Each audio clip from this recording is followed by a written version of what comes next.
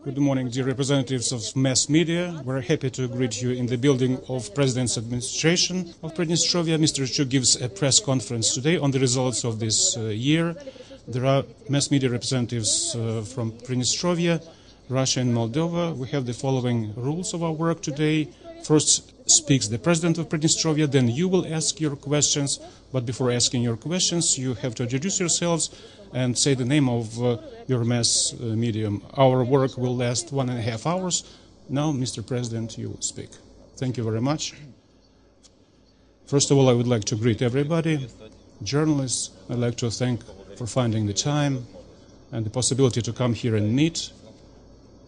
We have worked a lot this year, 2012, and there is a possibility now to exchange our opinions and ask the questions you want to ask on the results of the year 2012. I will shortly highlight the most important moments, important for the Transnistrian country and the administration of President, and which were goals for implementation within the foreign and internal politics.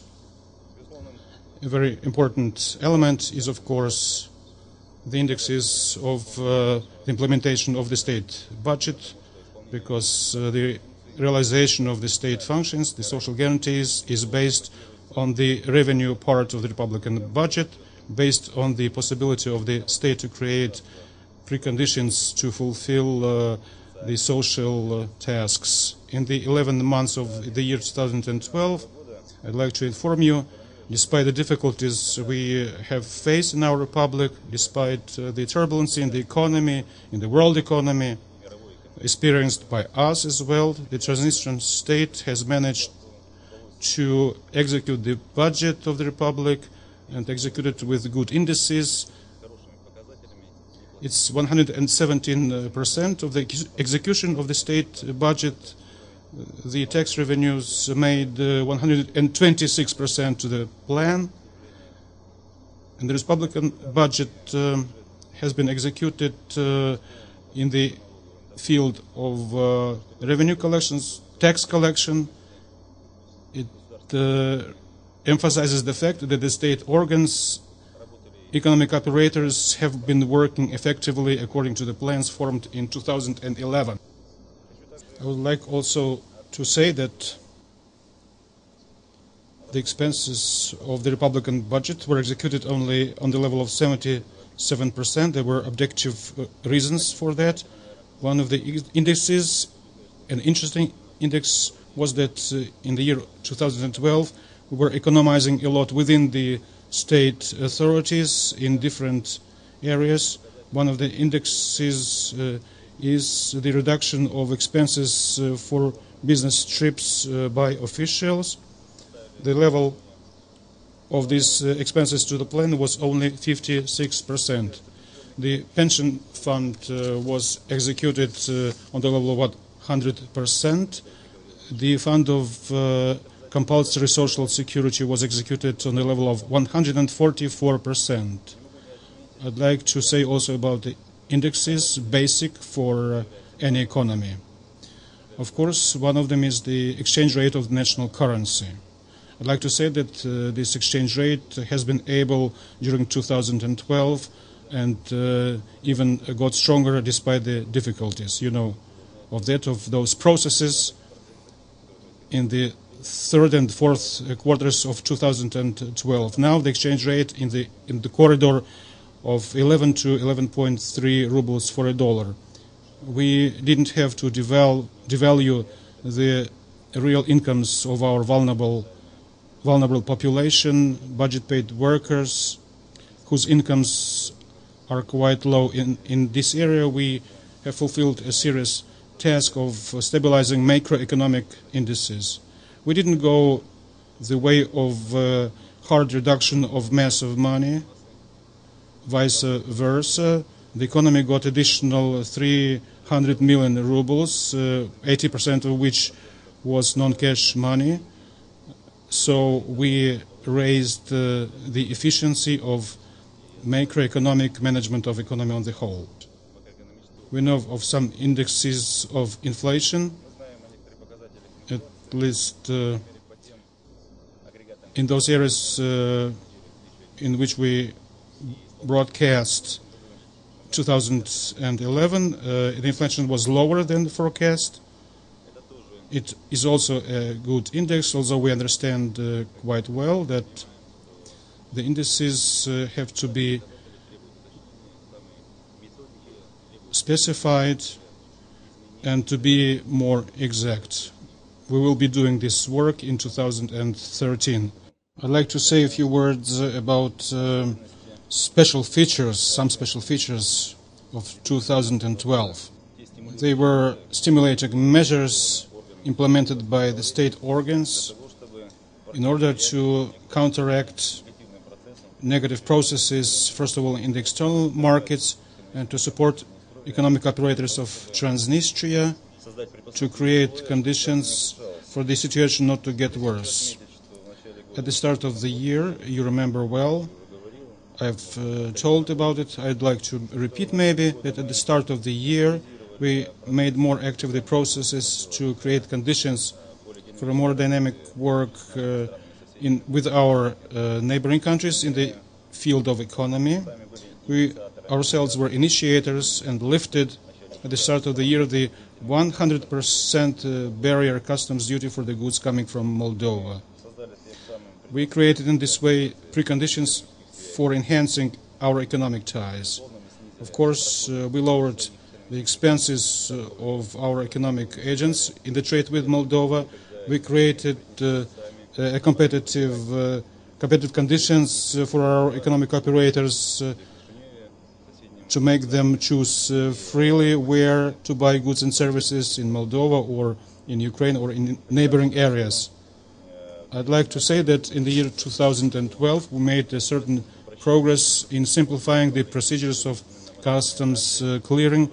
We adopted normative acts which reduced the time of checking the customs declarations. This term became 4 hours. Practically 98% of all customs declarations were cleared in the year 2012 according to this decree by President. I'd like to remind you that the compulsory selling of foreign currency was lowered from 25% to 0%, which lowered the expenses of economic operators for converting hard currency and lowered the expenses of economic agents. I'd like to also to say that for students who are in a difficult material situation and their families, so we lowered for students the income tax from 15% to 5% to create conditions attractive for employers to involve young people, students, in economic activities, so they would help the family budget, working in their free time, allowed the economic agents, economic operators to independently buy goods and services amounting to up to $10,000 and then to $20,000 without concluding special foreign trade economic contracts. The aim of this initiative was to increase the freedom for small and medium-sized entrepreneurs, as well as to reduce the number of requests to the state authorities in order to conclude and make these foreign trade economic contracts. In 2012, we have also seen, despite all the difficulties, growth of our foreign trade turnover. Of course, this growth was not very large, was not very significant, but we do have this trend. It's on the level of about 5%. I'd like also to say that we have revised the principles of implementation of our economic policy in certain aspects of foreign economic activities. And in the year 2012, we didn't have any unique conditions for any firms or for any economic organizations. All the rules of foreign external activities were the same for all the economic operators. If these conditions changed, then they changed according to the groups of goods. And these rules changed according to these above-mentioned principles, but they were the same for all legal entities and individual entrepreneurs. who wished to conduct this or other kind of economic activities. Those were very serious changes in the approaches of the state authorities. And these measures led to the situation where the customs payments into the budget during the year 2012 were collected at this very moment in the amount of 192%. I'd like to say that compared to the payments that the budget got from customs authorities, customs organs, this level compared to the level of 2011 made 350%. So the Transnistrian customs not only fulfilled but also over-fulfilled the plan of collecting revenues, collecting taxes. And in this way the customs of Pridnestrovья in 2012, in the cooperation with economic agent, with companies, economic operators, increased the number of foreign trade economic contracts, and they provided more revenues for the budget. The Transnistrian customs has registered 25% more of economic operators carrying out foreign economic and trade activities. We believe that in this way more and more economic operators come out of the gray sector into the official legal sector of economy. And it's, of course, is good news for us. I'd like also to say that in the year 2013, so it's the near future, we have taken already the proper decision in the year 2012. We will lower the level of taxation for income of citizens in the year 2013. We increased the level, the non-taxable level of our citizens' incomes by 500 rubles. And this figure will make in the year of 2013 for all citizens 1,250 rubles. And according to our estimates, this level of non-taxable incomes of our citizens will be in Pridnestrovья higher compared to Moldova and Ukraine. This is a stimulating step, maybe not very significant, but a step to contribute to increasing of the level of income of our citizens. I'd like to say also that in the year 2012 we managed to implement certain aspects, carry out certain aspects of our tariff policy to improve life of citizens of Transnistria. The essence of these tariff policies was that taking into account the economic difficulties, low incomes of the majority of Transnistrians. Of course, the state authorities in Transnistria understand quite well that the majority of the population of Pridnestrovья has quite low incomes. That's why back in February of 2012, the president of Pridnestrovья took a decision to refuse from increasing gas prices. This increase of gas prices was planned in the year 2012 on the level of 17% for physical persons, for individuals. In this way, we managed to preserve the tariffs, gas tariffs of the year 2011 in order to support, first of all, the vulnerable population. Unfortunately, the vulnerable population makes the major part of our population. More than that, we already have taken a decision for the year 2013 that we will not increase the gas prices for citizens according to the same grounds. And we will also not increase the price for electricity. This is also aimed at supporting our citizens. We have also taken and adopted stricter norms, legal norms, and created preconditions for forming a more stable platform for bread prices for the year 2013. The government and the state comes back onto the market of producing bread and onto the market of storing grains.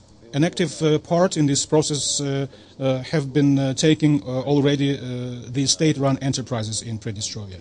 And I believe that the level of their influence on the market, internal market in Pridnestrovья, will only increase. I'd like to say that in the year 2012, as we planned earlier during the election campaign, we managed to open 4 social pharmacies.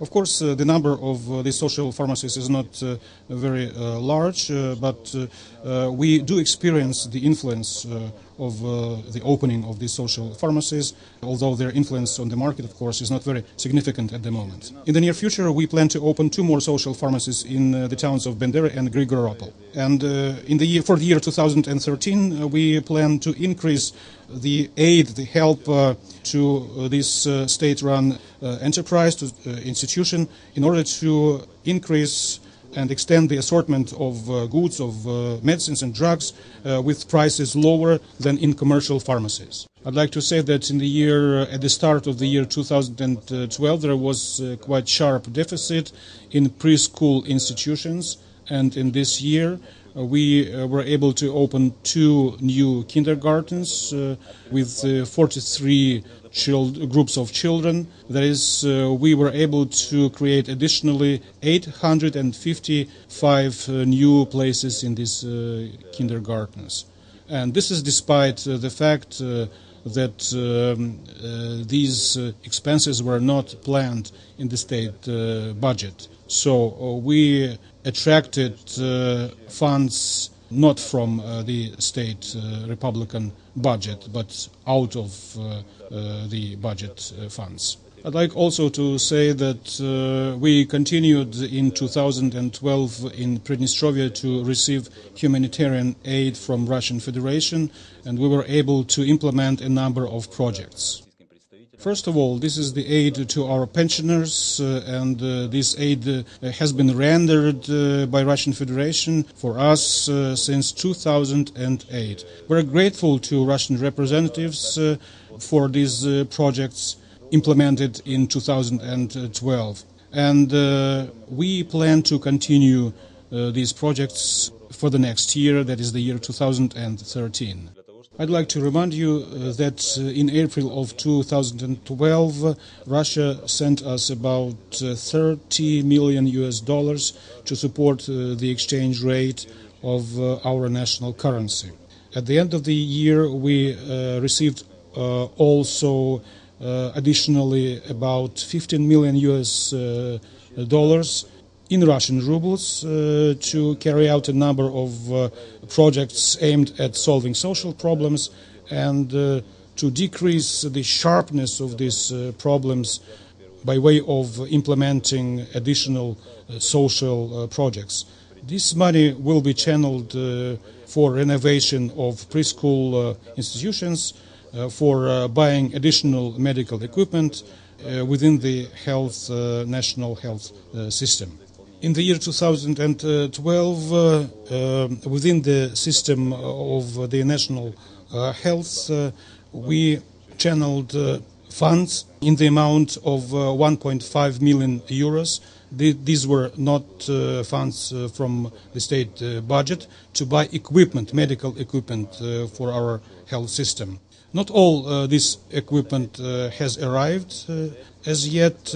It's connected, first of all, with the fact that there are certain time limits and terms for these supplies, but we have already received part of this medical equipment in Pridnestrovья, and we expect that in January 2013 we will get all the equipment which was ordered and was partly paid for. In 2012, within the implementation of the state policy to control the fulfillment of investment commitments by the owners, we had made several checks and investigations of some financial operations done by certain banking institutions. According to the results of these checks and investigation, it has become known that during the period of 2010-2011, a number of loans and credits were taken out through offshore schemes out of the territory of the Republic of Pridnestrovья. This scheme of channeling the funds into offshore banking systems has been described already by mass media, and there emerged the circumstances when the state had to take the decision in order to return this money. It's quite difficult to return these funds because practically all those funds were taken out and channeled into the offshore financial systems. We are not a recognized state, so it's difficult for us to contact international structures to contribute to returning our state funds. That's why we took a decision maybe to partly compensate the expenses, the damages done to the nation, to the state. In the framework of court trials, we took decisions to return into the state property 6 enterprises, 1 bank and 1 central pharmacy of the city of Tiraspol, pharmacy number 8. This puts additional tasks, additional load on the state in order to support these enterprises. We know what kind of things were happening to our budget. We know that in fact, we don't have a lot of funds, and the budget at the moment carries out only the functions of redistribution of funds, channeling them for social provisions. In the year 2013, there would be a task before us to find additional funds to support these enterprises. It's necessary to look at the possibility of their re-equipment, modernization, at the stabilizing of their functioning, and creating a competitive platform for a competitive atmosphere for produce made at the market of Pridnestrovья. I'd like to emphasize especially that during the year 2012, maybe for the first time in many years, the Republican power organs did not carry out privatization processes and procedures on the territory of Pridnestrovья. The revenues from privatization in Pridnestrovья equal, in fact, 0. Maybe, I think, if I remember correctly, 212 Pridnestrovian rubles. It is our principal policy. It is our principle linked with the idea that the state, in our view, has practically abandoned the majority of the areas of economic activity of Pridnestrovья. And many people joke about it, and they say that, well, everything was sold before us already. Of course, in reality, much was sold before, but now the question is not about who owns this property, but about how effectively this possession, this ownership is, and how it affects the concrete wages of the employees of these enterprises, how it affects the payments to the Pridnestrovian budget. Despite the fact that we have a lot of difficulties in the area of economy, one has to understand that from the financial point of view, today we are not able independently to provide with our own funds all the necessary state functions. This is the reality. And we are basing on this reality. We were basing on it at the start of the year when we were taking our decisions. In the period from January to October 2012, the tax revenues in the Republic amounted to only $130 million. But the state continued to support a large group of commercial organizations by way of supplying them with energy with prices lower than the market prices. The level of support in the period between January and October of 2012 made about $305 million. It shows that the state also today takes part in the fate, in the life of these enterprises, although they were privatized, and during the year 2012 the state continued to support the functioning of these enterprises. We started this year in the following way. On the 1st of January, the central bank had a minus balance of $4 million in currency. So on the 1st of February, the balance was minus $17 million. The budget legislation adopted by Parliament last year did not cover the deficit of funds amounting in the amount of $27 million. And we faced a situation when, with this disproportion, we practically were not able to pay our pensioners to pay salaries. The situation at the start of this year was quite difficult. I won't talk on the decision that we took in those days. The situation was made also worse by the sharpening of tension in the security zone. At the beginning of the year 2012, a Moldovan citizen died at the peacekeeping post number 9. And this led to a necessity to focus certain attention and attention from state organs of power right on the problems within the security zone, as well as on the functioning of the peacekeeping battalion. At the start of the year, the peacekeeping battalion did not have a corresponding level of material providing or material supplies. There was a lack of appropriate material and technical provision. There was a lack of appropriate level of in the sphere of telecommunications, of technical means, and so on. So the situation was practically critical and dangerous. And we took measures and we took decisions in order to support the peacekeeping battalion as one of the components of the peacekeeping operation on the whole, which the operation implemented on the banks of the river Dniester. And we were able to do that. I'd like to thank also the military, officers, sergeants, and military personnel who stood their ground in a critical situation when about 400 representatives of public organizations came from Chisinau to rallies in the security zone. Although we do have certain doubts that those representatives came representing public organizations. I'd like to remind you what was going on. On the peacekeeping post number 9, certain engineering structures were dismantled. Peacekeeping post number 9 is within the responsibility zone of the Transnistrian battalion from the point of view of infrastructure in the security zone. And in these very difficult psychological conditions, we have to appreciate accordingly and thank again the military personnel of the Pridnestrovian peacekeeping battalion. They were able to hold the situation under control and not to allow the situation to develop in a kind of negative scenario. I'd like also to thank Russian peacekeepers who also showed in that situation their strong spirit. And of course, I'd like to say also good words about the Moldovan peacekeepers. Thanks God they didn't start fights with other peacekeepers. Otherwise, it would have been difficult to find out later who was wrong, who was right. I'd like also to say that the situation of 2012, especially the first part of this year, was made more complicated not only by economic situation.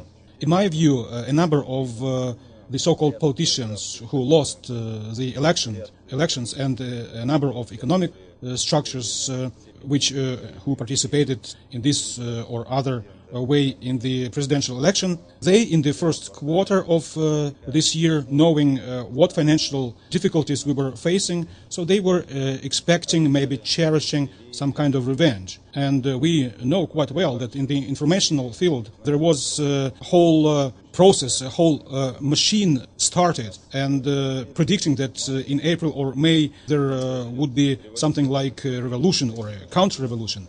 I don't know what they expected, but everybody could see this massive pressure with the use of internet resources. I would like to say my opinion about it. I believe that in the first line, this was connected with the expectation of the economic collapse of the new government, of the new president. And this was an attempt to use economic difficulties for reaching their political and economic goals, which they could not reach in the framework of an open election campaign of 2011. Unfortunately, I have to say that a number of representatives of our so-called political elite at the start of 2012 sent signals that it would be desirable not to send to Transnistria Russian humanitarian aid. I knew about that. I believe that this is the demonstration of the fact that they still don't realize their responsibility and the responsibility of the state power organs of economic circles. I believe that only the kind of Pridnestrovia which is economically well developed with protected citizens. Only this country has perspective. That's why we undertook a number of efforts in the year of 2012 to correct this policy. Despite all of those signals, Russian Federation did send us humanitarian aid, and it sent this aid not for Mr. Shevchuk or Mr. Stepanov, but they sent it to Transnistrians and to citizens of Russia living in our republic. From the economic and finance point of view, I can say that the year 2012 is coming to an end and is coming to this completion with a higher level of economic stability. Even if you look at the budget draft or draft budget of 2013, you see that the average index is 24% better and higher than of the budget of 2012. And this is a serious step which was made just in 1 year. But of course, this is very little in comparison to what we need. We need a different quality level which can be reached not only through changes inside, but which is linked also with the development of cooperation with our partners. All these results of financial and economic stability, this is the result of the labor of ordinary Pridnestrovians, of workers, of those people who work also in the agricultural sector. This is the result of the work of nurses, doctors, people who work in the law enforcement bodies, of those who defend the Prидnestrovian and Moldavian Republic, their motherland, being or serving in the peacekeeping battalion, also in the army, in the defense forces. This is the result of the work of the managing organs, state management organs, aimed at creating conditions and preconditions for developing Pridnestrovia. This is also the government and other organs of state power. This is the central bank, state, local administrations of towns and districts. But first of all, it's of course our people, our patient, hardworking, very pragmatic and very kind Pridnestrovians. And I'd like to thank you all from the bottom of my heart using this occasion.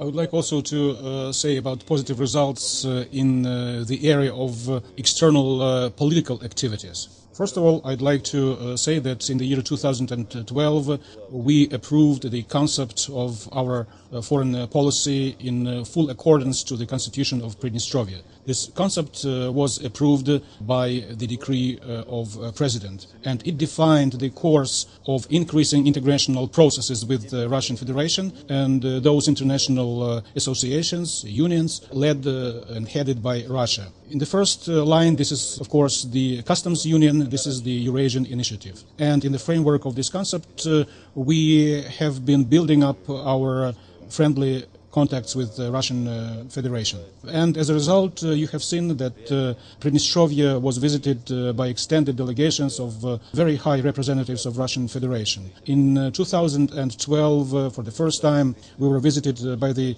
Deputy Chairman of Government of Russian Federation, Mr. Dmitry Rogozin, together with a group of representatives of various ministries and state agencies of Russia, as well as representatives of Parliament of Russian Federation, who not only studied the situation in different aspects, but also contributed to solving a number of difficult problems faced by people in Pridnestrovia. This shows that also Russia has paid great attention to the problems of solving the problems of their countrymen, the citizens of Russian Federation. And there has been regular work going on to extend these contacts in the framework of the integrational processes in full compliance with the will of our people, which was voiced and shown and supported during the referendum of 2006. And the concept of our foreign policy, in fact, is an instrument, mechanism of a certain nature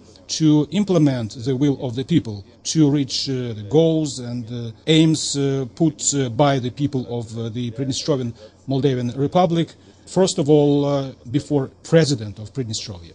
I'd like to say that we are ready to cooperate also with other countries on conditions which are mutually beneficial, with mutual respect. We are interested in developing friendly ties with our partners and neighbors, with Ukraine, the Republic of Moldova, as well as other countries and international organizations who understand and realize that we treat with respect the opinion of representatives from abroad of our neighbors, and who also understand that in order to find a compromise, you have to treat with respect the will of the Pridnestrovian people. In the framework of procedures full of mutual respect, we have to seek compromise in this or other significant issues. We believe that we have to find these compromises. They lie in the first line in the area of socio-economic cooperation and interaction with our neighbors, as well as our partners.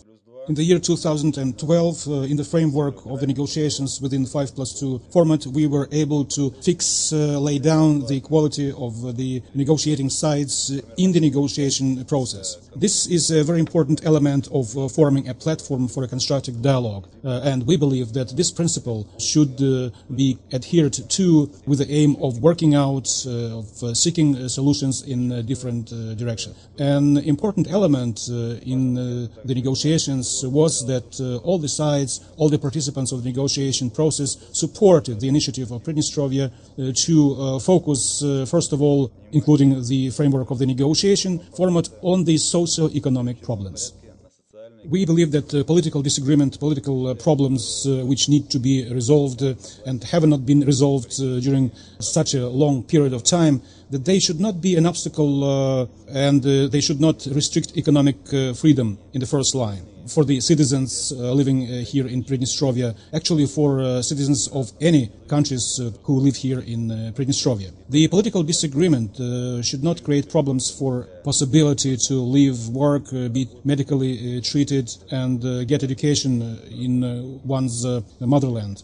And I'd like to support many representatives of international organizations who share our point of view, as well as the participants of the negotiation format who, along with us, have been trying to find answers to these questions. The questions which must be laid into the foundation of developing the economy of Transnistria, and which are aimed at solving socio-economic problems not only in Pridnestrovia but also in Moldova. And I'd like to say also that we have been supported and now support the idea that the international situation, the internal decisions taken by our neighbors, both in Moldova and in Ukraine, they should help the development of these countries.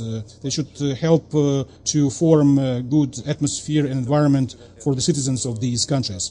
We would also like to have this kind of understanding also regarding Pridnestrovia. In the year 2012, we increased contacts, extended our contacts with the United Nations organization.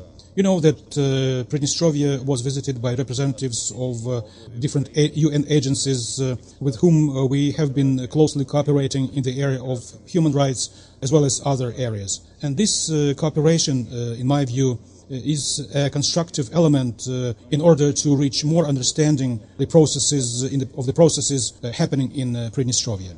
The list of our international contacts has become larger, and we see certain indexes about it. Only in 2012, President of Pridnestrovia conducted about 130 international meetings. Although it's just statistics, but behind these statistics there are certain elements of increase of interest towards Pridnestrovia, which we welcome very much and thank all the international organizations, countries showing their interest towards Pridnestrovia, who try to carefully study the situation, the current state of affairs, who find understanding in treating the position of Pridnestrovia, who try also to work out recommendations how to solve, first of all, the socio-economic problems of our citizens who live not only in Pridnestrovia but geographically, of course, who live in Europe. In the area of our international contacts, we see very clear progress in the work of the Ministry of Foreign Affairs of Pridnestrovья. This has been one of the most effective ministries of the government of Pridnestrovья. And I would like to thank them for the results which were reached, and also to express my hope that this ministry will also work effectively and not less, of course, actively in the year 2013. So, ladies and gentlemen, I believe this would be enough for my introduction speech. Now, if you don't mind, I would like to go over to the questions that you have. The newspaper Профсоюзные вести, Trade Union News. Despite the recall by the government of Pridnestrovья of the draft law on the budget, this draft budget was approved. The legislators gave you the right to define its fate, either to sign this law or veto it or veto its particular clauses and articles. In this year we have seen maybe a clear lack of love between the executive and the legislative branches of power. It looked like some kind of black cat ran between them. So, you as the Supreme Judge, what kind of measures are you planning to take to reach a normal level of constructive relations to which you have been calling on the two branches of state power? And if you allow me one more maybe personal questions. Mr. Putin was asked this kind of question, so maybe I can ask you as well. Exactly a year ago, right after your victory at the presidential election, I was interviewing you and I asked you this question about your marriage. And you promised me you would marry. Have your plans in this sense changed or not changed? Do you remember what you promised then? This circumstance, let's name it like this, so this promise still remains not delivered.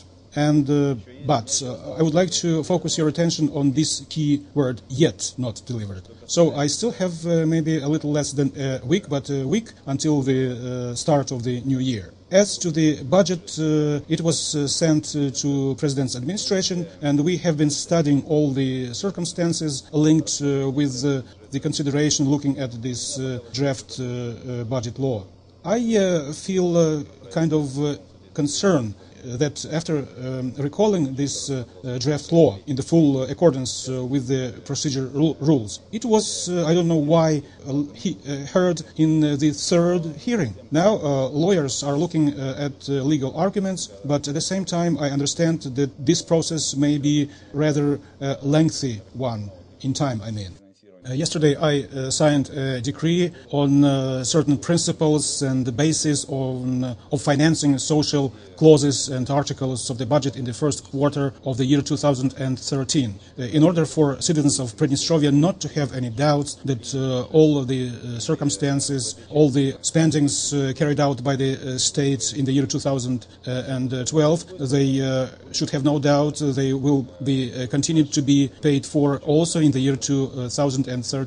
And it will happen regardless of whether the state budget has been approved by Parliament or not. And in this part, I would like to assure the citizens of Pridnestrovья that we will give finances for these social activities.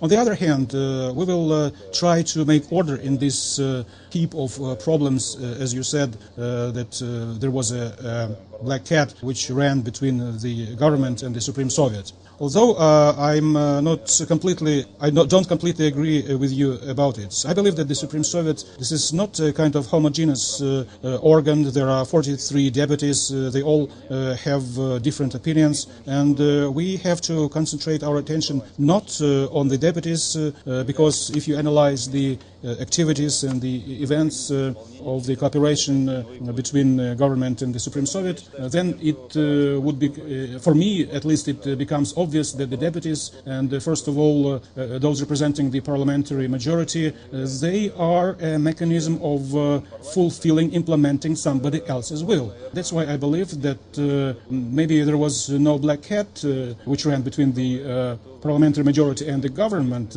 but maybe the parliamentary majority majority just has a black cat there in the parliament, and this so-called black cat, who is not a member of parliament, I believe that probably by the year 2000 or in the year 2013 it will become white, because we are ready to give our public more and more information about the real processes going on in the Republic, also including processes around the organs of state power. This is, if you say about it as a kind of in a kind of humorous form. But seriously, of course, I'm worried that certain initiatives by government do not have not found support within the parliamentary majority. I am worried, for example, that in the course of the year 2012, a number of initiatives by President aimed at increasing payments, wages and salaries for the budget employees were rejected by Parliament. With this Parliament, and this Parliament did not give anything in return. I understand, and I'm even grateful for the criticism of these or other initiative. This helps the development. But instead of the initiatives rejected, there are other proposals, or must be other proposals, which would and should contribute to solving issues. Maybe more constructive initiatives which will solve problems. We have only to welcome these kind of initiatives. But if you, in a systemic way, reject again and again to create some kind of area of tension, I believe these all are things from our past. And we will not pay a lot of attention to these things. And of course, I have noticed that during the year 2012, the Parliament has not taken for consideration and or did not consider, and I must say that they had just recently their last session in this year, so they didn't consider 14 legislative initiatives sent to the Supreme Soviet in the regime of the so-called legislative emergency. And according to our constitution, the deputies have to consider these kind of initiatives in the framework of the session during which those initiatives were sent to them.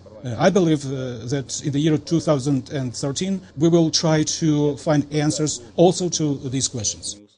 As to the constructive interaction between the parliamentary majority and the government, I tried in this year to conduct procedures to find compromise. Doing this, I tried to find out the essence of their disagreement and to find arguments supporting this disagreement.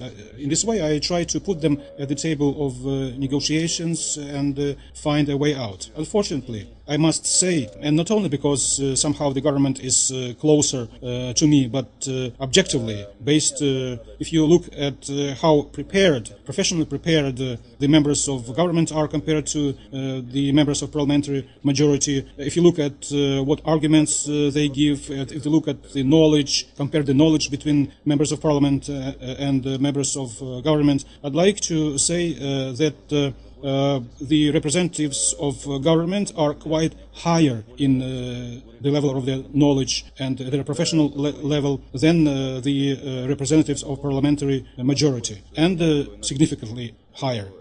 Unfortunately, I didn't hear in those arguments this kind of ideas. Maybe I haven't talked enough with the representatives of parliamentary majority. Maybe I didn't give them an opportunity to speak out, but I believe that in the future they will have this opportunity.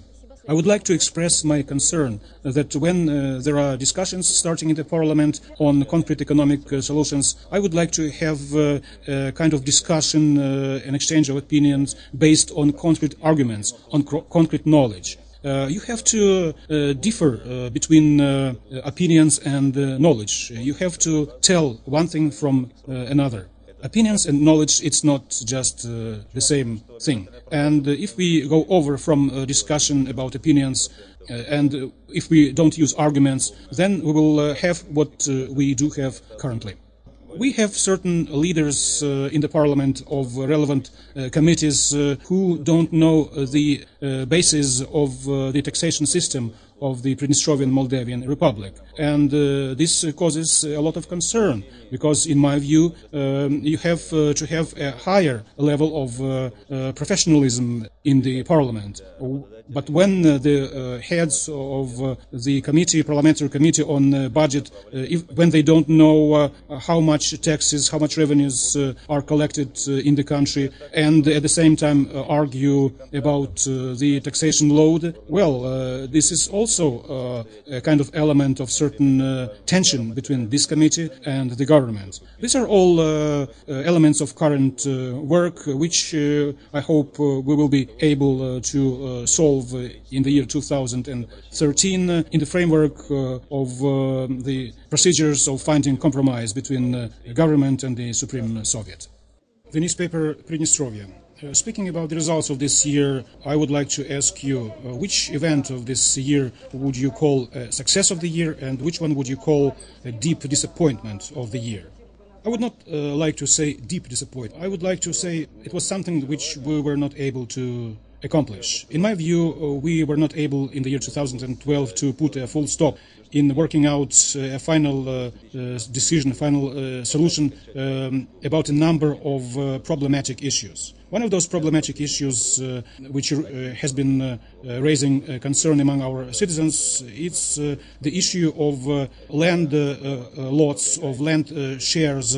And this problem, of course, this is a problem not just for one day, but it's a lengthy problem. Back in 1998, this problem was described and found its place in the presidential decree. And in the year 2012, we took a transition decision in terms of defining how much this land share, this land plot should cost. But people have been justly criticizing that decision because the legislation has not as yet fixed their right to use those land plots. And we know that the situation in the villages is quite tense, especially for pensioners there. Of course, this decision will give additional opportunities to them. And this is an important element of supporting them in this difficult time. In the year of 2013, we will try to solve this problem via a draft law, and the President will be initiator for solving this issue. Also, I'd like to say that we were not able to find the common ground with the Parliament in the issue of creating a platform for investigating a series of murders on the territory of Pridnestrovья. You know about these issues and the disputes about these issues, especially around the limitation statutes for a number of crimes. These are crimes like murders, rapes, and crimes of sexual nature towards minors. And people, in my view, they support these initiatives. And the proposals, appropriate proposals, were spoken out during my meetings with the voters during the election campaign. More than that, during the recent travel around the Republic, across the Republic, and my meetings with representatives of the public in the towns and districts, people also spoke out their support for the necessity to implement and to include these norms into our legislation. We were able maybe to partly solve the issue thanks to our constructive efforts between the parliamentary majority and government in the framework of the common efforts and with a view of taking such state decisions, government decisions which would be beneficial for the well-being of the people. And we have seen that a number of proposals in the course of those discussions on concrete draft laws resulted in the following situation.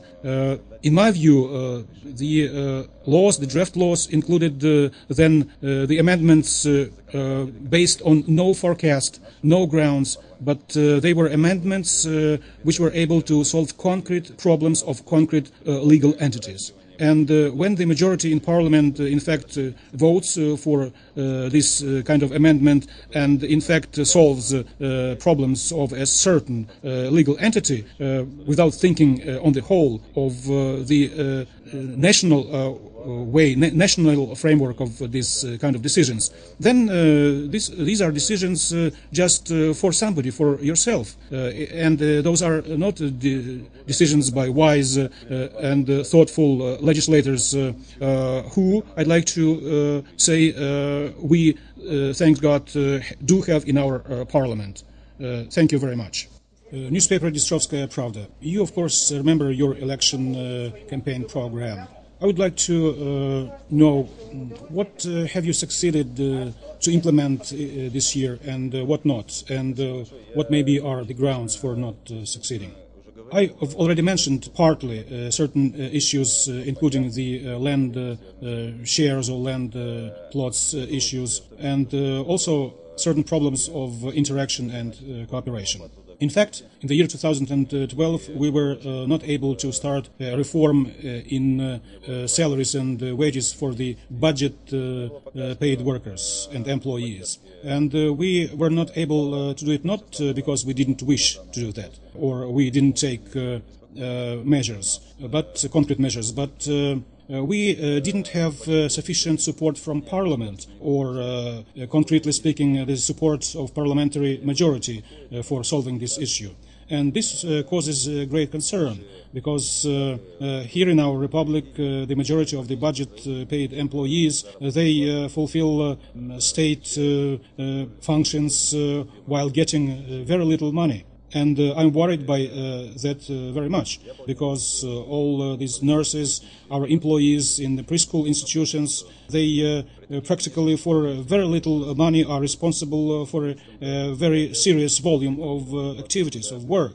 And I planned that we will come to solving this issue in the year 2012. And I would like to remind you that we have also the external difficulties coming from outside, and we do have them. And in this situation, we, along with the government, we are ready to take commitments to reform the payment system, the salaries system. And this is in the situation where our plants and factories still are under danger of stopping. So this is for government and president, of course, a very serious step, a very serious risk, but this risk, I believe, is justified. And not to give an opportunity to implement these proposals, it is a kind of additional obstacle which we have to consider, not maybe from the point of view of legislation, but maybe from a different point of view, because we don't understand why these kind of proposals and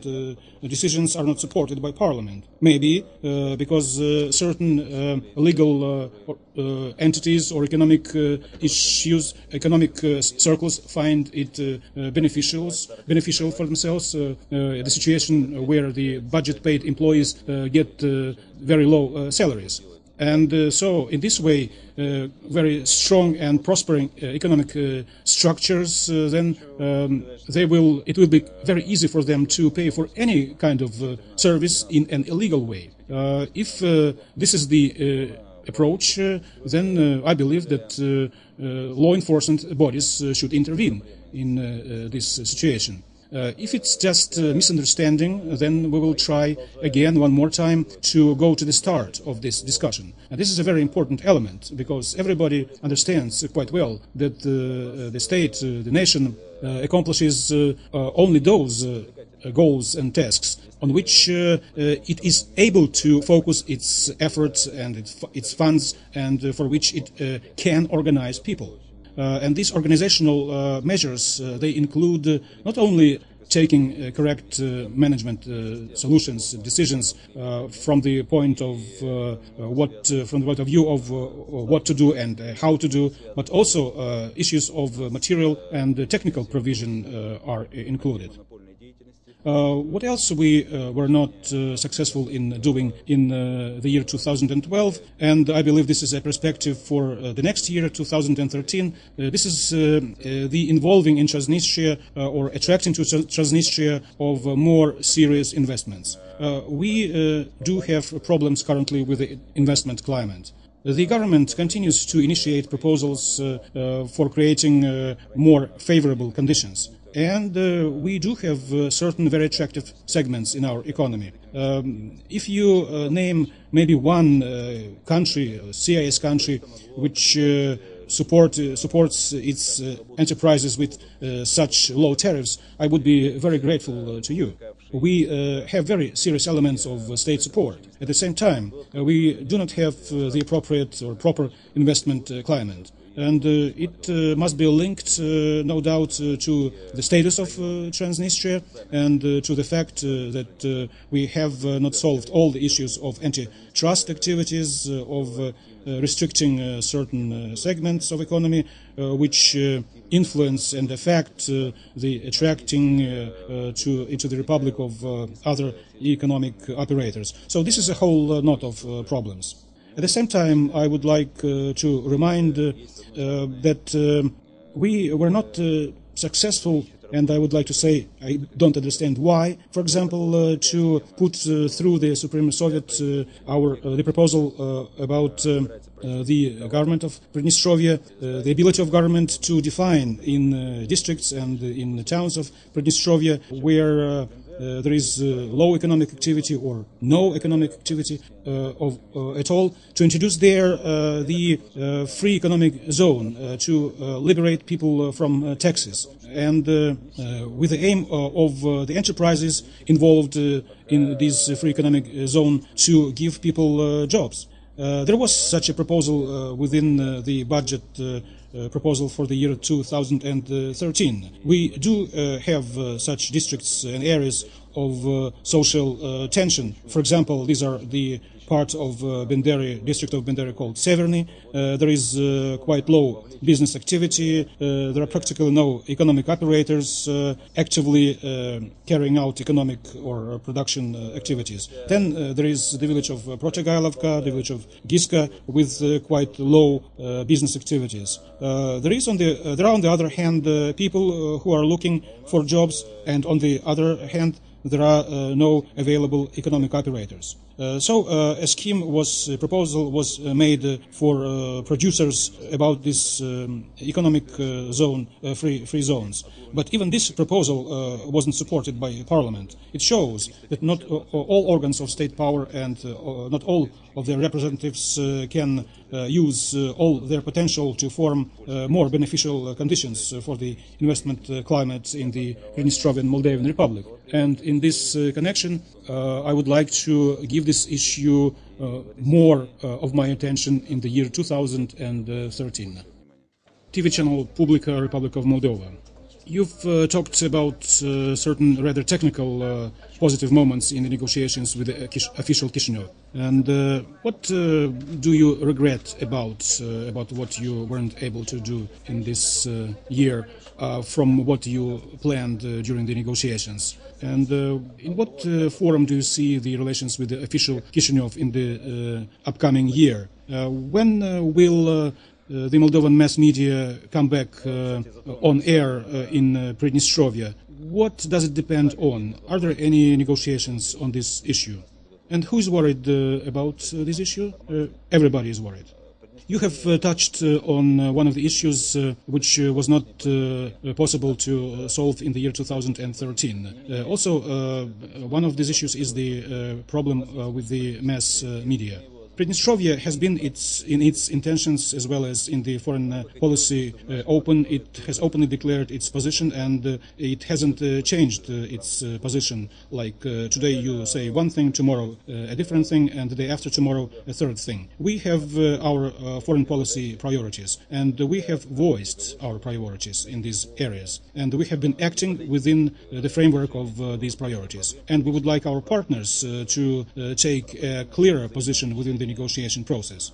At the start of this year, we defined certain tasks for our negotiators. That is to find a formula and then come to solving a whole range of problems, including the mutual work and the functioning of stations, TV and radio stations, and broadcasting, and broader access to mass media for citizens of both Moldova and Pridnestrovья. I believe that in this part, Pridnestrovья, not only in its words but also in concrete deeds, has done all the possible to demonstrate its intentions. In my view, this was very important. At the start of the year, we, with the resources that we had at our hands, provided on the territory of Pridnestrovья such an opportunity to broadcast the programs of public TV, and also we gave this opportunity to the first TV channel of Moldova. And that was for a quite long period of time, almost 9 months, that this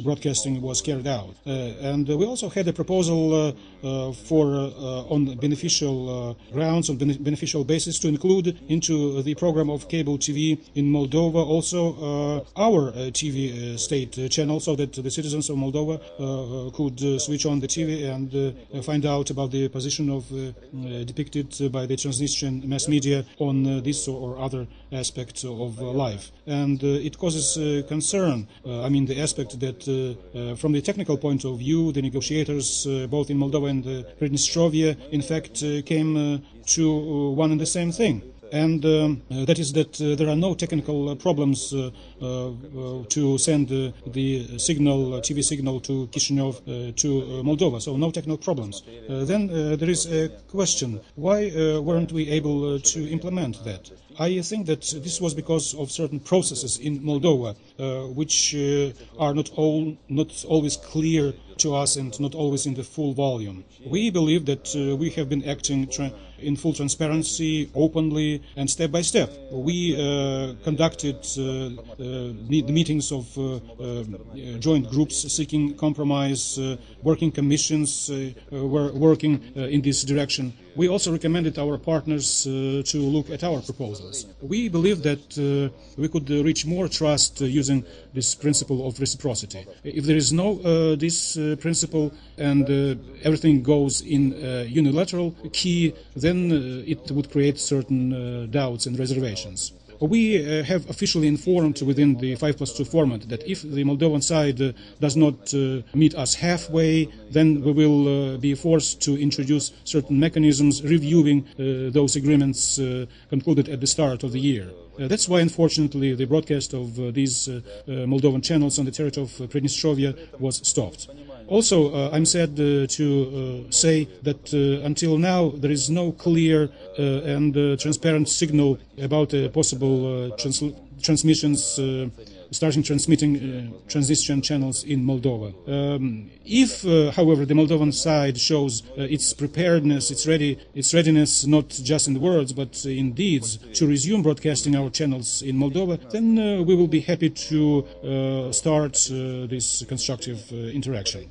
In the same way, we look with respect and understanding at the difficulties in Moldova itself, because in the political life there is a whole spectrum of political forces of different shades. They evaluate differently and treat differently the possibility of starting the broadcasting of the territory of Moldova of a state Prидnestrovian TV channel. Let's hope that in the year 2013 people responsible for taking these kind of decisions will come to the necessity and will approach the possibility of implementing that agreement between us. So let's hope for this.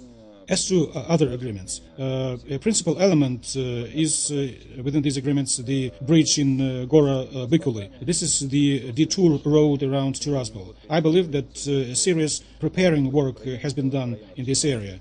We, however, faced a whole range of difficulties which in principle are not linked to the bridge itself as an engineering structure, but other kind of difficulties, and we have to work additionally on solving those. It's no secret that due to the reasons people in Pridnestrovья cannot understand, there is the situation where this Pridnestrovian citizens with Russian passports driving cars with Pridnestrovian license plates cannot cross the Moldovan-Ukrainian border in the area of the Ukrainian city of Chernovets, as well as on the other stretches of the border between Moldova and Ukraine. If we look at the situation with Romania, it's understandable that Romania has its own position on this account, and we treat their position position with respect, although we don't believe that this position of Romania's was always in correspondence with human rights, the right of freedom of movement. We still don't understand why the freedom of movement is restricted for Pridnestrovian citizens, restricted by Moldovan authorities of state power. And we can say now that as regards those Pridnestrovian citizens, there are no criminal cases initiated or instigated against them in Moldova or elsewhere. If we're talking about opening this historic road between Brest in Belarus via Chisinau to Odessa, which we are familiar with from the Soviet days, and this road goes via this bridge, then we would like that to have a situation where freedom of movement is granted not only to the villagers living in the villages on both sides of the Dniester, not only for citizens of Chisinau, which is important, of Odessa, which is of course important, but also granting this freedom to citizens of Pridnestrovья. And we asked our partners to give this opportunity, possibility along this corridor also to our citizens. And this would have been based on the international recognized documents, which are foreign passports of Russian Federation citizens, Ukrainian citizens, and so on. While the politicians in Moldova are looking for an answer to this question, we cannot form a whole block of decisions which would contribute to opening this bridge. At the same time, I would like to ask to thank a number of Moldovan negotiators, despite the fact that the major part of Pridnestrovian proposals has not been supported and has not found adequate decisions in Moldova. Nevertheless, the negotiations are going on. This is firstly. Secondly, I believe it a positive thing that in the year 2012, on the level of personal contacts between the leaders of Pridnestrovья and Moldova, we were able to lower the level of aggression between aggressive attitude between Pridnestrovья and Moldova. In my view, this contributes to a situation where this aggressive attitude would not present in the official rhetoric, which is, of course, important as well. We can see that maybe this is important not in all areas, but it is important at least among the negotiators. So we hope that the political forces in Moldova will take into account the necessity of lowering this level of aggressive attitude while taking state decisions which would affect Pridnestrovья and its citizens. In my view, we have had enough aggression for more than 20 years. Now you have to think about creating things. Pridnestrovья is ready, first of all, for ties with Moldova in the sphere of economy, which would be mutually beneficial, for contacts in the area of freedom of movement, of using transportation infrastructure, and we also are ready to give our own transport infrastructure to use by Moldovan economic operators in a simplified procedure, in an easier procedure, and we also would like Moldovan citizens to use our transport infrastructure. And we hope that this kind of approach will be similar in Moldova as well. In these hard economic times, we must not create obstacles for each other, but on the other hand, vice versa, we must cooperate, interact to create conditions for our development, mutual development. And a number of representatives and officials in Moldova understand that very clearly. But at the moment, it's maybe not the overwhelming majority to make more progress in this direction. But I do hope that perhaps the year of 2013 would become a year where we will have more progress in these issues as well. Russian news agency RIA Novosti, Mr. Vladimir Sandultsa. What is your attitude to a possibility of expansion of Russian presence in the Republic, including through expansion of Air Force? As to the probability of expansion, I don't know yet of any decision about the possible expansion of Russian military presence. I know and you know that the Russian troops have been in Pridnestrovья on the basis of the agreement of 1992, which is the legal basis for the presence here of Russian troops. As to the legal documents, in the framework of this agreement, the Russian contingent of troops has been carrying out and supporting the implementation of the peacekeeping operation. And the second direction is that the Russian contingent of troops is continuing to guard their belonging to Russia ammunitions, which are, as you know, in the village of Kolbasna or in the district of Ribnica, and this is the property of Russian Federation Army. As to the attitude of Transnistrians to the Russian group of troops in our region, this is something quite different. The Prидnestrovians have always supported and now support, and I believe that in the near future will support the presence of Russian troops and the expansion of this presence in Pridnestrovia. And this is based on our history. The Russian troops have been here for more than 200 years, and always when there are here have been here the Russian troops, they protected and defended this territory and the people living here. Pridnestrovians are grateful to the Russian troops, Russian commanders, leaders, and the Russian commander-in-chief, President of Russia, that they, with real risk for the lives of the Russian peacekeepers, continue to be a keystone of all this peacekeeping operation, and that they have supported peace here for more than 20 years. And the citizens of Pridnestrovia would like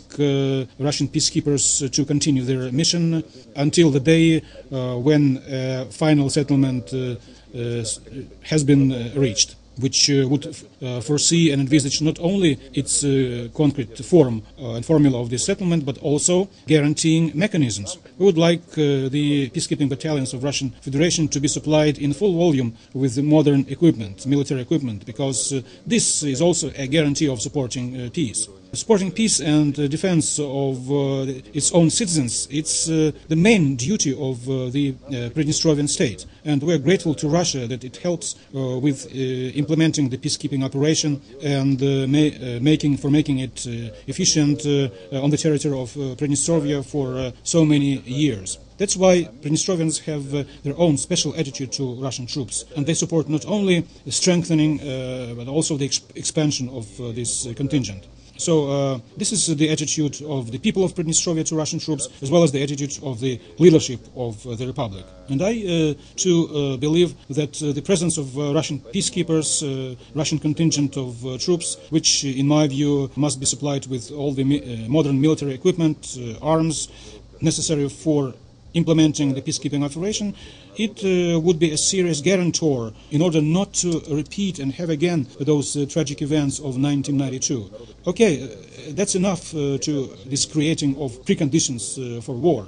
We see, however, that in 2012 certain representatives of the political elite of Moldova could not stop from aggressive statements about Pridnestrovia. There are such statements, and we have noticed and we are aware of those aggressive statements, and they cause our concern, in the first line, concern among our citizens. And I can give as an example a number of figures. In 2012, we had about 40 incidents in the security zone, despite the fact that the peacekeeping operation has been going on. And we were able to settle all those incidents in the framework of military command, plus the efforts of the Joint Control Commission. Sometimes it is very difficult, but with the active participation of all three peacekeeping battalions which participate in the peacekeeping operation, we were able to do that.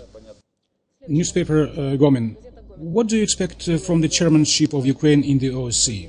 If I'm to be short, then only good things. From the 1st of January 2013, our neighboring country, our guarantor country, Ukraine, is starting to carry out its commitments in the OSCE. The OSCE has taken an active position as a mediator in the conflict between and settlement between Pridnestrovia and Moldova. Many people link with the Ukrainian chairmanship at the OSCE certain hopes, but some people link also certain fears. What we would like to avoid, of course, this is the radicalization of the situation in 2013. We heard opinions from certain experts from Chisinau, also from representatives of the political elite, that, quote-unquote, during Ukrainian chairmanship at the OSCE, we will strangle Pridnestrovia, we will put more pressure on it, we will not allow Pridnestrovian cars to enter our territory, we will not allow people to leave that territory, and so on. We do know about all these statements, but we would like to go over, leave this aggressive rhetoric and go over to kinder intentions. And I would like to believe that the new leadership of the Foreign Ministry, the leadership on the whole of the Ukraine, which is our brotherly people, I have to remind you that we were a certain time ago part of Ukraine, that they will not allow the development of this kind of negative or most negative scenario. We also remember how in 2006, according to the agreements between Ukraine and Moldova, the foreign trade flows through the borders of Pridnestrovia were changed.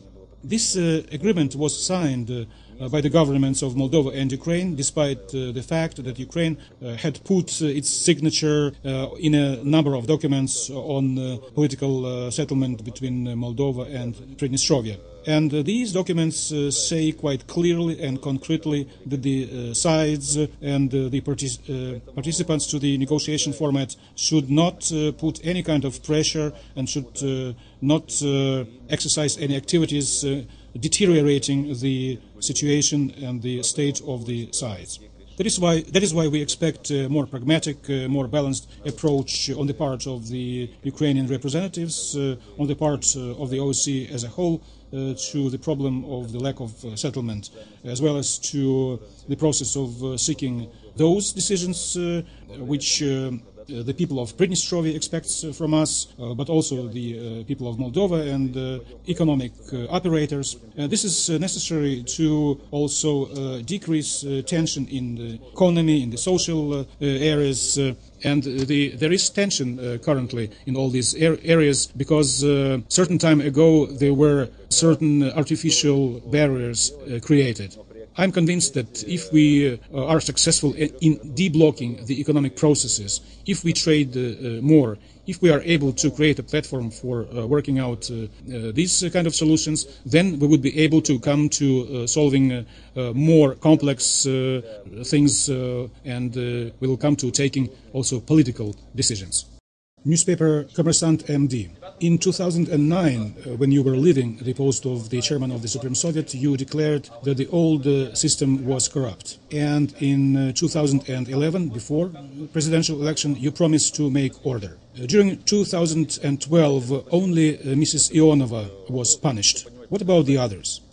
Thanks a lot. This is a little, looks like a philosophical question. What should one understand under punishment? If maybe this is arrest, maybe the term of arrest, this is one thing. If it's a whole complex of other decisions, it's a different thing. As to making order and introducing certain order and creating a system under which the level of order will be higher from the point of view of approaches, from the point of view of prevention of stealing national resources, then I would like to say that I have the impression that we do have less stealing and thefts in the Republic compared to what used to be. And for this I have concrete indices and figures. Using the same resources and the same funds, we were able in this year to make and carry out more road repairs in the amount of about 25 to 30% more repairs of the roads than it was in the previous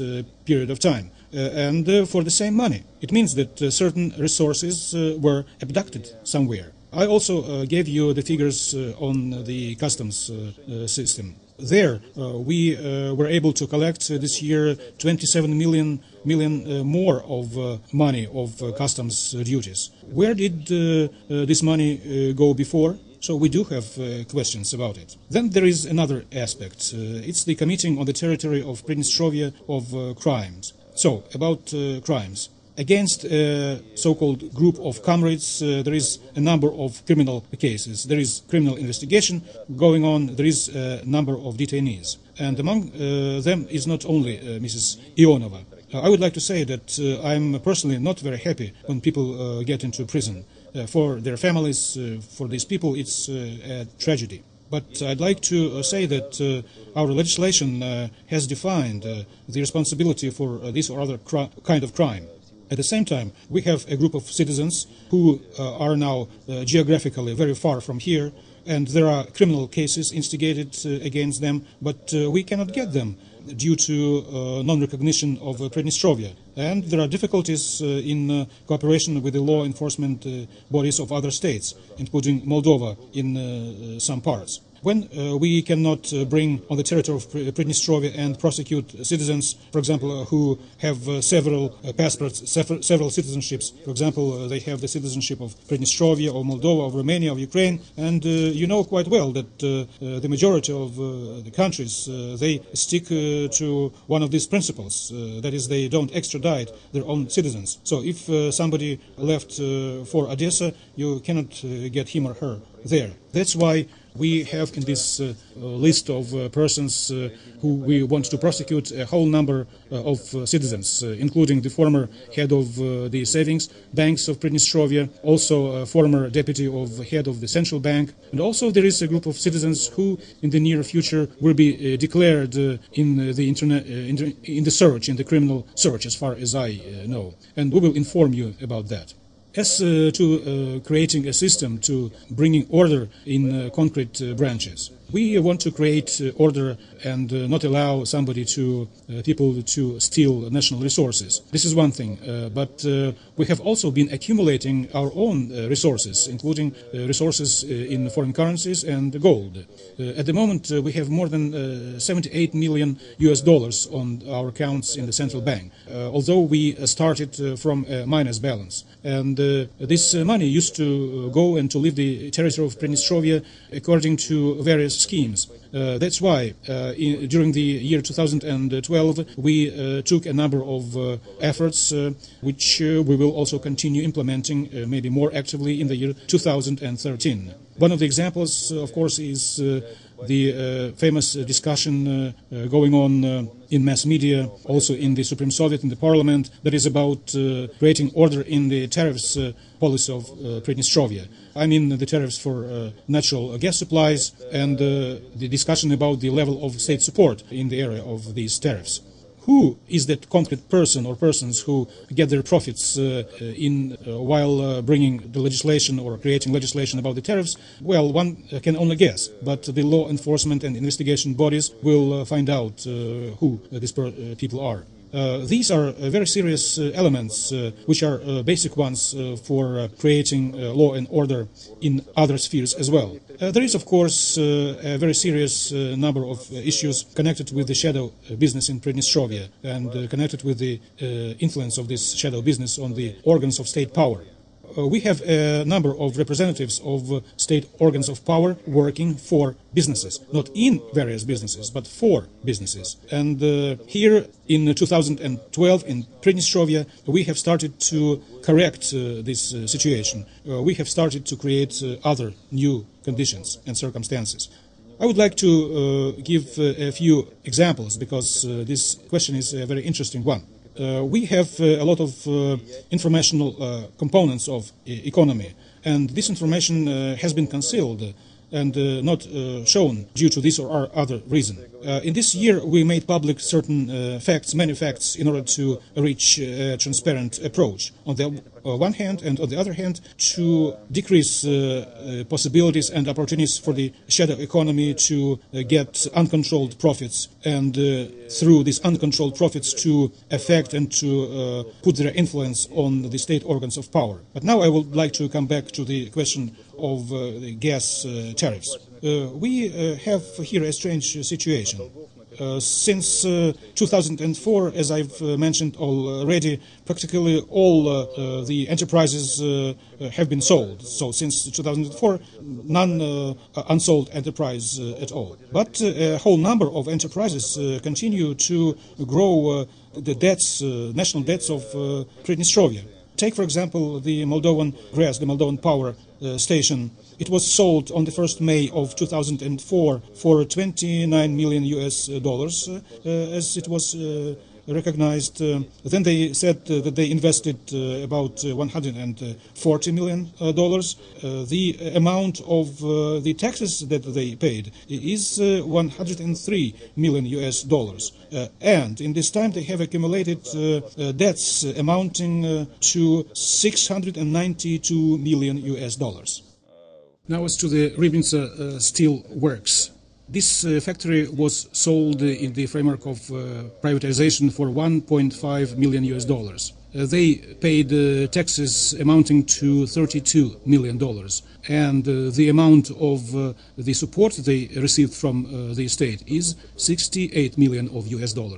If in this situation we currently are now in, we would put all the debts into the external debt of Pridnestrovья, then I believe that the economic preferences should not, in my view again, be distributed between a narrow group of enterprises. They should be distributed between among the majority of the citizens of Pridnestrovья, firstly. And secondly, the enterprises must define the perspectives in the issue of paying more wages, growth of wages, and also in the issues of investments.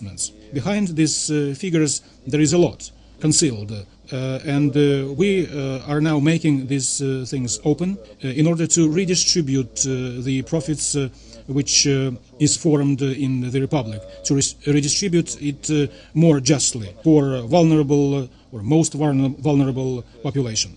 And on the gas issue, we also have some more interesting things. Take, for example, this Tirotex Energo company. The head of this enterprise is a deputy of the Supreme Soviet who votes for lowering the tariffs. And in general, this is a very interesting concept to define the level of tariffs for energy just by voting. So Tirotex Energo paid taxes amounting to $1 million US, and the difference between this sum and the amount of state support, in particular for gas payments, is $42,200,000 US.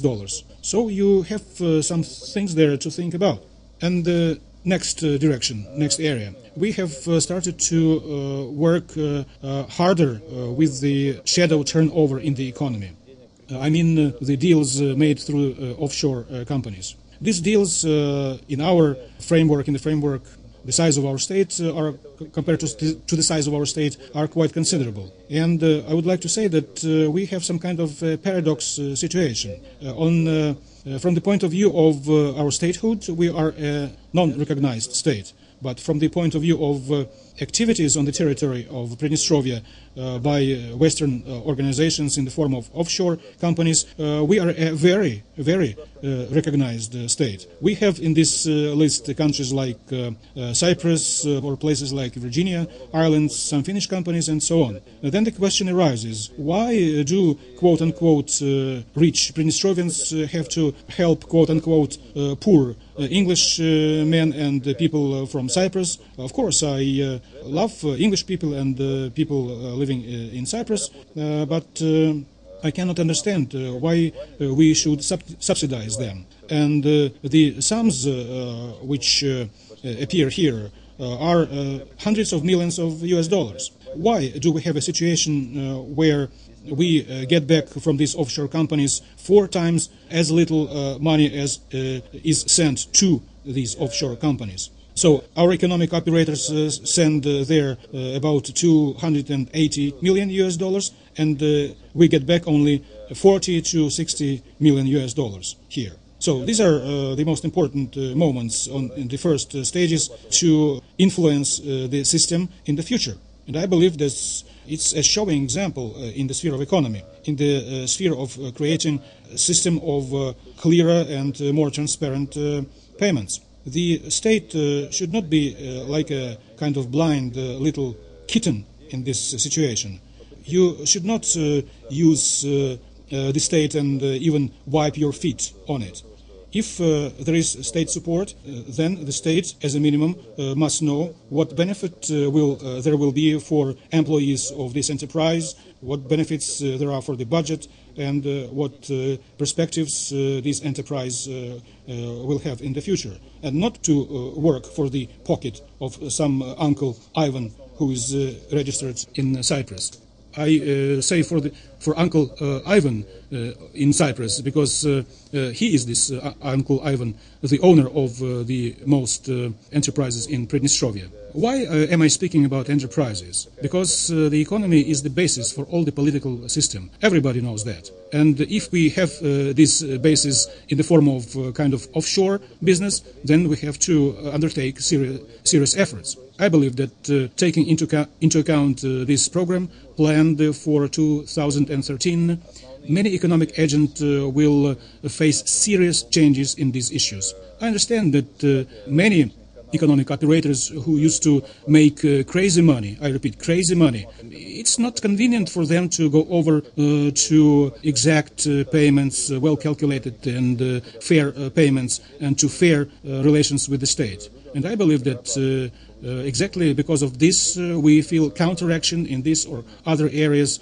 we have attempts to denigrate the state organs and the state as a whole. President signed a decree on raising the tariffs beginning with the January 1st of 2013. Now we got the information that there should be a new informational attack against the president, against organs of state power. But what is the essence? The economic motives, they are the essence, that is the money. Today, the state is dealing with the redistribution of benefits for the majority of the citizens of the Prидnestrovyan Moldavian Republic. We are doing it openly and transparently to channel these investments to develop in reality enterprises in Pridnestrovья. Because when an enterprise gets such a good support from the state, and when the state takes up such a high level of debts by this or other enterprises. So, but as a result, what does the state get? No investments. We have factories with equipment of the second generation. And what should I say to the employees of these enterprises? What prospects do they have? And we are worried, of course, by that. That's why we took efforts in 2012 to reduce these channels to abduct state resources or to steal national resources. And we have already seen the indexes in the banking sphere. We see that we have started to treat with more attention the results of the privatization. So in certain enterprises, unfortunately, people, the employees, are treated as slaves. I don't fear this word, to say this word. Of course, we do have positive examples of privatization where certain investments were done, where people have not bad wages. We have that too, but it's very little compared to those expectations that we had when we started to carry out privatization. That is why, using this occasion, I would like to send my greetings to the quote-unquote black cats of the grey business. In 2013, we will start a very strict control of these issues using all our forces which are legally available, using legal constitutional means for creating order, however difficult it would be to us. And speculations have already started. Okay, let's increase the tariffs, but only by 17%. And those who come up with such proposals, why don't they pay in their enterprises, in their factories, the fair salaries and wages to people like, for example, $1,000 a month or $1,500 US dollars? Let's take similar enterprises in Ukraine and Moldova and compare them to the ones in Pridnestrovья. There, in those countries, they have the tariff for gas supplies amounting to $500. We used to have it amounting to $140, and we have wages 2 times lower than in a similar enterprise in Ukraine. Why do you value your people so low? And how can we keep young people and ask them to work and live here in Pridnestrovья when we don't pay them fair wages? You have, when you are doing your business, give clear signals to the state that your business, this business, is ready to support your people in the first line. And the state then is ready to continue support to you and to participate in developing enterprises, understanding the complexity of the external nature. But to work for one pocket or several pockets, and at the same time to treat without respect the Transnistrian state, that will not continue in the future. We must stop that. And in this issue, I see a very serious knot of conflicts. But in this question, the government of Pridnestrovья, the president of Pridnestrovья would stick to their principles in order to complete the period of uncontrolled accumulation of capital through growing the state debt. Thank you. Next question comes from the state radio and TV company of Pridnestrovья. Mr. President, how do you evaluate the initiative by the government about 25% cuts of public servants in state organs? In the Supreme Soviet, this issue has been actively discussed. In our view, there are attempts to create social tension around this issue. What is your evaluation of this initiative? How will it be implemented? Answer. All the expenses, as in any family, should be based, first of all, on the possibilities, and secondly, on forecasts, and thirdly, on certain principles of reason in implementing state functions. As to the proposal of the government, we're talking about a cut of public sector personnel up to 25% and not just 25%.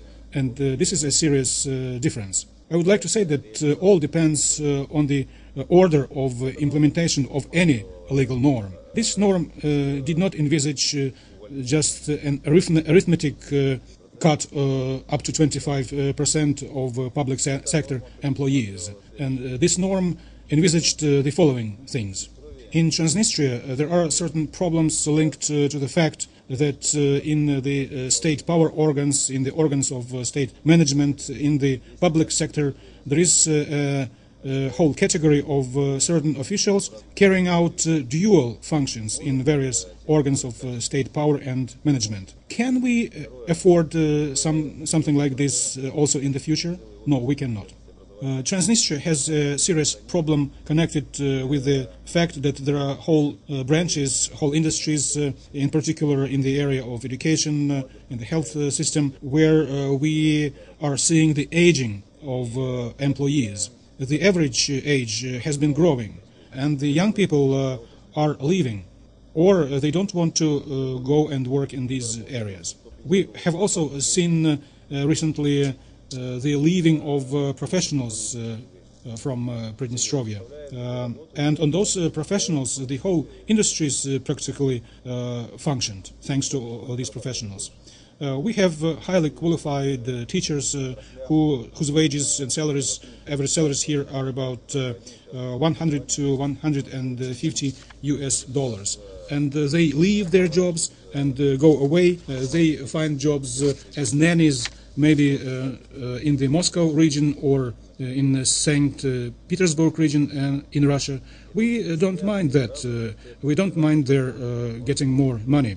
But we have to show in the industries which are important for the state, like health system or education, we have to show the people that the state starts to turn its face to these people, to support them through the motivation and payment compensation of their labor. There is the question, where do we get the money to start motivating professionals? Here we have different concepts, different approaches. You can argue a lot or not a lot, but all the same you have to be based on the resources that you have.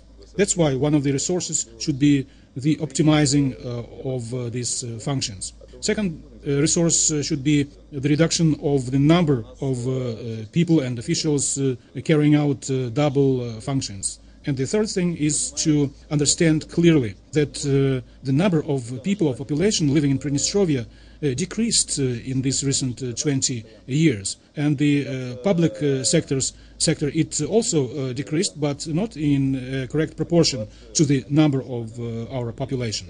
Next, I would like to say that despite all the difficulties, we are probably the only country in the CIS, maybe there is also Belarus, who adopted a law that we will not close schools in rural areas of our country. And now we have a situation where in certain villages there are fewer pupils and students than teachers. So here we also understand a certain responsibility in solving these problems. Our concept is the following. In each branch, in each industry, whether it is education or health or law enforcement, defense, state governance organs, many officials sometimes fulfill similar functions. There are people who are the platform, the background of this or other industry. And we would like to start in 2013 a reform. We suppose that it should be a 2-year reform. We have to start with supporting the public sector employees. We understand that we cannot raise the salaries for everybody at the same moment. Of course, it would be nice and easy to say one morning and say to people, okay, we will raise your salaries starting tomorrow by 50%. But where do we find funds for raising salaries for 69,000 of public sector employees? We have started to collect more taxes. This is great, this is wonderful, but we have to remember that we have a budget deficit of 70%. And practically we have no finance mechanism, no finance opportunities. That's why we envisaged a mechanism through which certain divisions of certain organs of state power will get additional functions to fulfill. Others will change their quality. Yet others will go through mechanisms of attestation of their qualifications on the point of view of their professional level. And we will select during these checks and exams of the level of professional qualification the most professional specialists, the best professionals, and there will be work done in the framework of this natural loss of personnel. It's no secret that we have taken during the recent 3 months no new employees. We have hired no new employees in the defense ministry and in the law enforcement bodies. But those who remain, we want to support them at the expense of certain economizing of the salary funds, but we want to start and raise their payments, and that would have a concrete form of a concrete amount of salary. So we have done cuts of personnel, including President's administration, but we don't dismiss them. We just hire no more personnel for this or other jobs.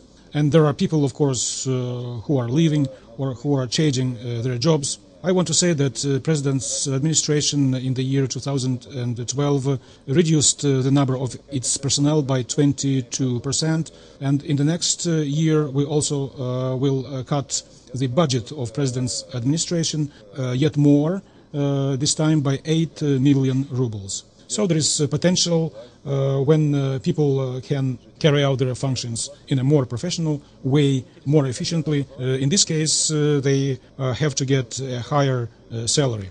If somebody goes, if somebody remains alone, no other employees around him doing the same job, so you have to raise his or her salary. So I would like to say that we didn't envisage this simple, straight arithmetic cut by 25% of the personnel in the health area or in the education. We envisaged to allow our government using a more flexible mechanism during 2 years to let, in fact, the budget system survive. And to leave it in the same condition, it would mean death to the budget system, to the public sector system. Why was this concept not supported?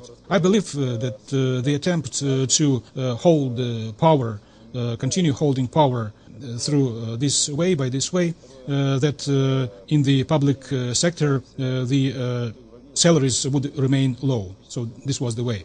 The organs of state power have low salaries. They cannot counteract those having higher salaries. We say, for example, that in commercial organizations, and this is good, of course, for example, cashiers, controllers, they get monthly around $450. At the same time, a minister or a head of the local administration, the head of the central Republican or district hospital gets only $300 a month.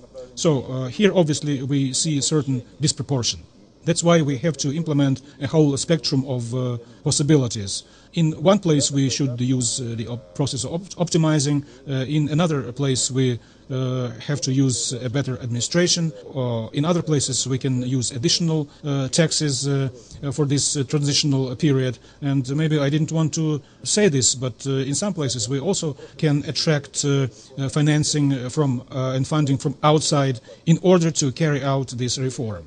Secondly, we have been trying to not to use this Soviet-style kind of payments, which was called the same, looked like the same payments for everybody, which is present in our law of 2003-2004. Which the law is practically obsolete. I have to remind you that even in the Soviet Union, to whose experience we often or sometimes turn, there were different levels of payments, of salaries. There were no same level of payments for all, as they said, in a whole number of organs of state power. Here I believe we also have to go over to a more flexible mechanism. And it doesn't mean that we have to avoid regulating all these processes by law. Look at what is going on in the world, what is going on here with our economic operators. And in this transitional period, as a result of reform, no budget-paid employee, no public sector employee should get a ruble less than he got before. These employees should get more, but in stages, in several stages and transitional periods. It was envisaged that when the government, after examining all the experience and after making this, designing this mechanism, would offer a draft law in order to regulate these aspects in a stable manner. By the way, in the last session of the Supreme Soviet, President also proposed his draft law on the order of regulating payments in the public sector for the public sector employees, the law which contained principles in order about how not to lower salaries. Again, this draft law was not supported by Parliament. So as for the President, I will be looking for other formulas, other mechanisms in order to support certain areas in the public sector despite all the things, because from this sector the efficiency of carrying out, implementing state functions depends. And the efficiency of implementing the state functions affects the economy as well, and economic processes, and many aspects of lives of ordinary citizens. I'd like to stress that time has come already, and the necessity has come to do these things. People are asking me why we haven't done a lot of things, and it's a rare thing that we say that the provision of the state budget with money necessary for implementing state functions was in the year 2012 almost 2 times as low compared to the year 2011.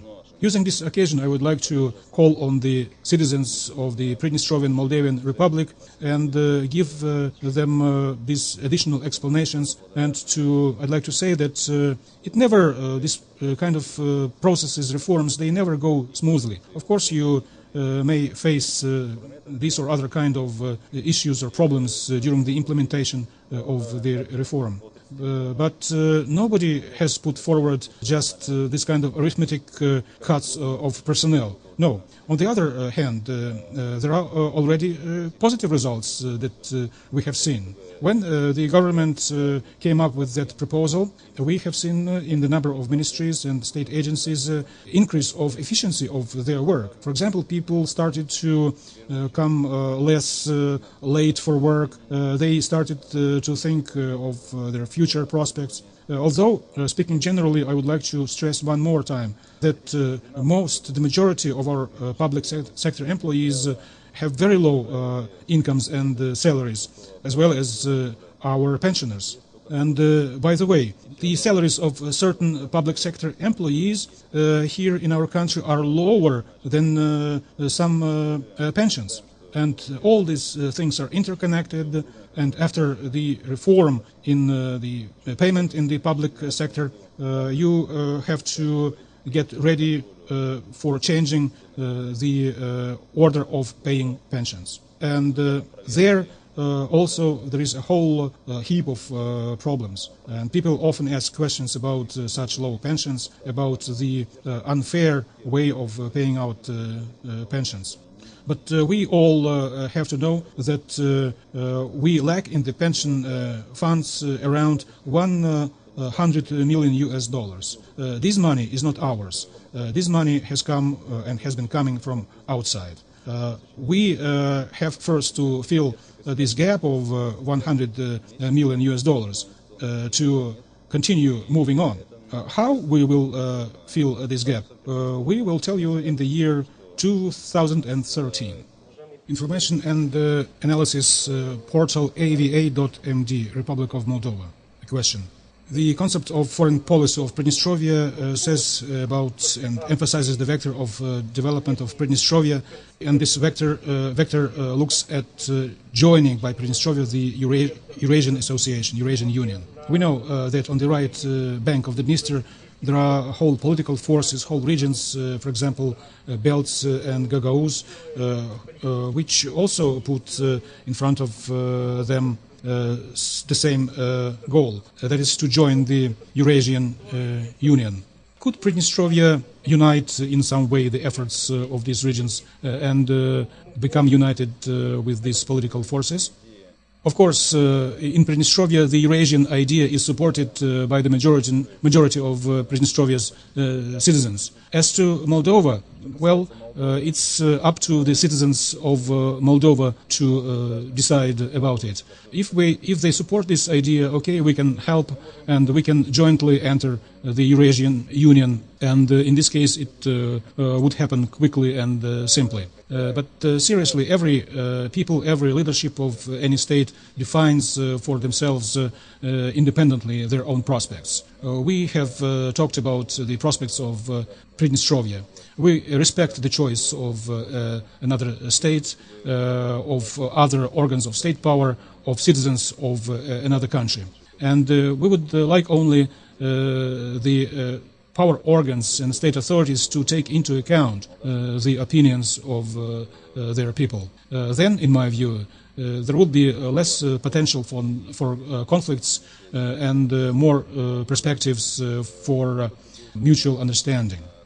It's not for me to evaluate the decisions taken by the Moldovan authorities. They have their own powers, their own communications lines with the citizens of Moldova. Of course, we would like things to be good in Moldovan economy, in Moldovan social policies, and so on. If they believe that in some other directions Moldova will have significant success and this really will happen, then we will be only happy.